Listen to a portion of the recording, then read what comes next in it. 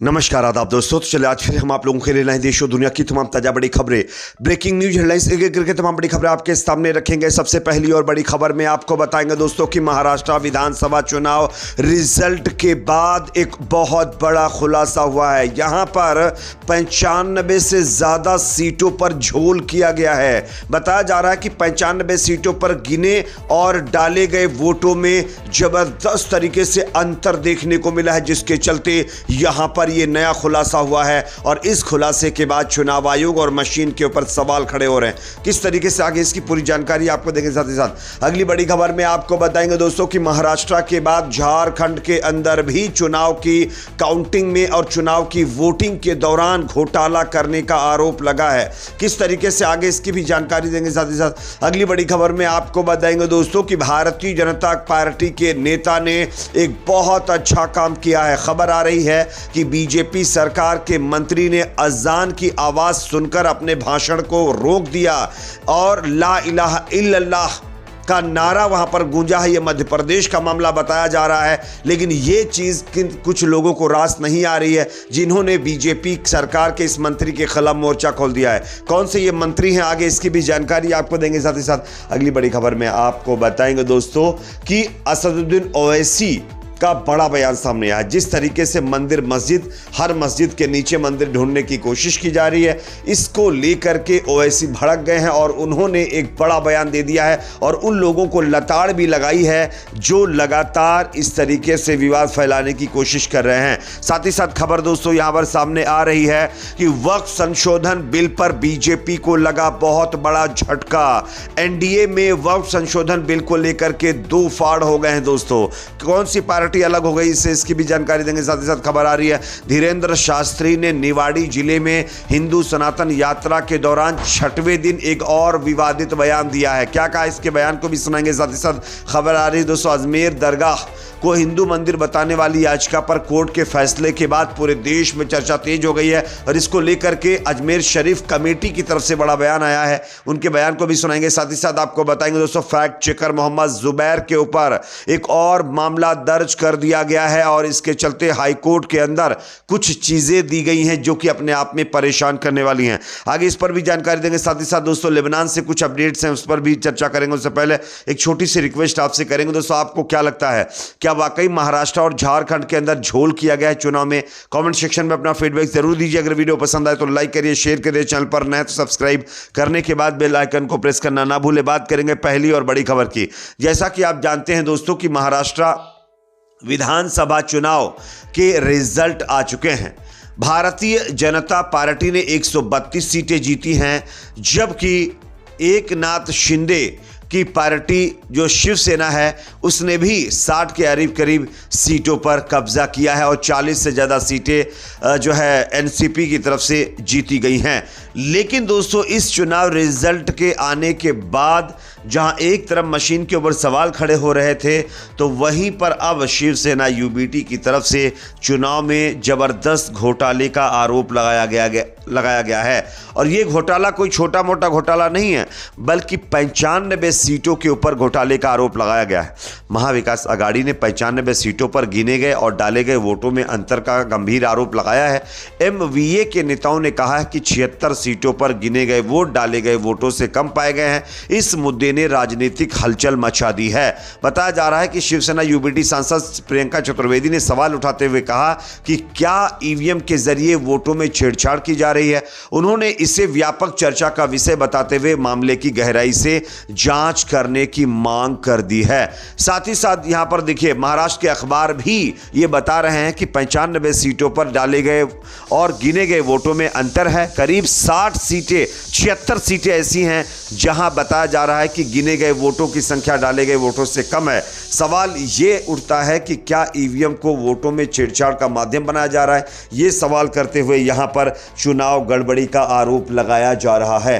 हालांकि इस पर चुनाव आयोग और भारतीय जनता पार्टी की तरफ से कोई जवाब सामने नहीं आ रहा है, लेकिन यह अपने आप में दोस्तों बहुत ही ज्यादा चौंकाने वाला आरोप है। काश इस आरोप की निष्पक्ष जांच हो जाए तो दूध का दूध और पानी का पानी हो जाए, लेकिन ऐसा होने वाला नहीं है, ये भी लोगों का मानना है। बात करेंगे अगली खबर की जो कि सामने आ रही इसी से जुड़ी हुई झारखंड से। झारखंड के अंदर भारतीय जनता पार्टी हालांकि चुनाव हार गई है, इंडिया अलायंस ने चुनाव जीता है, लेकिन यहाँ पर भी झोल का आरोप लगा है, गड़बड़ी का आरोप लगा है। झारखंड मुक्ति मोर्चा यानी जेएमएम ने यह आरोप लगाया है कि अगर बैलेट पेपर से चुनाव हुए होते तो इंडिया गठबंधन को कम से कम 75 सीटें झारखंड के अंदर मिलती, लेकिन यहां पर भी झोल किया गया है और मशीन के अंदर जो है एक तरीके से झोल करने के बाद बीजेपी के फेवर में कई सीटें कर दी गई हैं, जिससे इंडिया गठबंधन की सीटें कम हुई हैं। आपको क्या लगता है दोस्तों, क्या वाकई महाराष्ट्र और झारखंड के अंदर जो है चुनाव के अंदर झोल किया गया है? कमेंट सेक्शन में अपना फीडबैक जरूर दीजिए। बात करेंगे अगली खबर की जो कि सामने आ रही है दोस्तों मध्य प्रदेश से, जहां पर बीजेपी सरकार के मंत्री के अजान सुनने के बाद अपने भाषण को रोकना भारी पड़ रहा है। खबर है मध्य प्रदेश के डॉक्टर मोहन यादव की सरकार में मंत्री गौतम टेटवाल को एक कार्यक्रम में अजान की आवाज सुनाई दी और उन्होंने अपना भाषण रोक दिया। ऐसे वक्त में जब देश भर के राजनीतिक गलियारों में प्रधानमंत्री मोदी के एक हैं तो सेफ हैं और उत्तर प्रदेश के मुख्यमंत्री योगी आदित्यनाथ के बटेंगे तो कटेंगे के नारे को लेकर के चर्चा हो रही है, साथ ही उत्तर प्रदेश के संभल में हुई हिंसा को लेकर सोशल मीडिया पर राजनीतिक बयानबाजी का दौर तेज है। ऐसे वक्त में बीजेपी की मध्य प्रदेश सरकार के मंत्री का वीडियो सोशल मीडिया पर जोरदार ढंग से वायरल हो रहा है।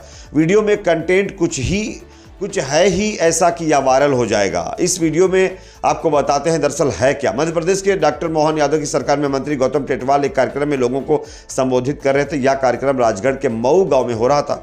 जब टेटवाल गांव के लोगों के बीच अपनी बात रख रहे थे तभी उन्हें आवाज की आवाज सुनाई दी और उन्होंने अपना भाषण बीच में ही रोक दिया।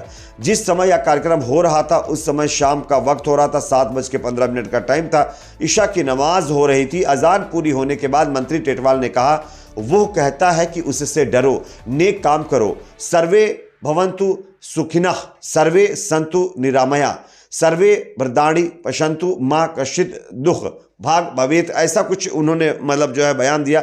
इस दौरान उन्होंने मंच से ला इलाहा इल्लल्लाह मोहम्मद रसूलुल्लाह भी पढ़ा, लेकिन ये चीज़ें कुछ लोगों को पसंद नहीं आ रही हैं, जिन्होंने अब बीजेपी के इस मंत्री की खिंचाई शुरू कर दी है और उनको एक धर्म के पक्ष वाला बता दिया है।